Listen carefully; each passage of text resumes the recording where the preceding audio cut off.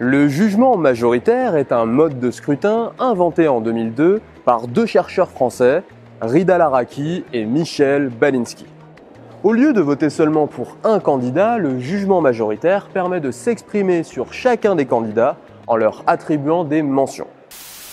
À rejeter, insuffisant, passable, assez bien, bien, très bien. Avec ce mode de scrutin, pas de jaloux. Chaque candidat a exactement le même nombre de voix. Donc, le candidat élu ne sera pas celui qui obtiendra le plus grand nombre de votes, mais celui qui sera le mieux évalué par une majorité. Contrairement au scrutin uninominal à deux tours aujourd'hui, le jugement majoritaire nous donne la possibilité de nuancer notre avis et d'exprimer plus en détail notre volonté. Si on votait au jugement majoritaire à l'élection présidentielle, le bulletin il se présenterait à peu près comme ça. On aurait, ayant pris en considération tous les éléments, je juge que pour devenir président de la République, ce candidat serait, et ensuite on a tous les candidats, toutes les mentions, et on coche.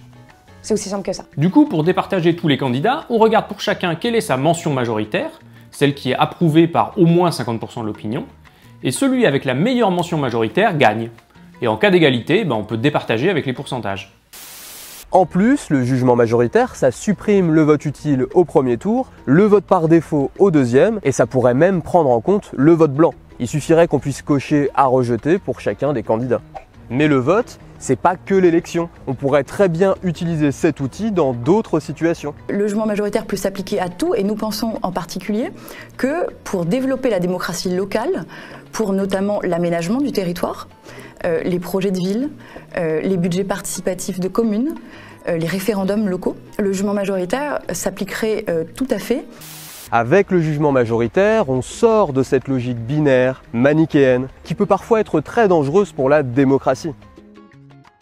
Pour celles et ceux qui souhaiteraient approfondir ces sujets de mode de scrutin, je vous ai mis plein de liens dans la description. C'est cadeau, ça fait plaisir. Voilà, c'est tout pour moi les amis, bien cordialement, et je vous dis à très vite. Ciao, ciao.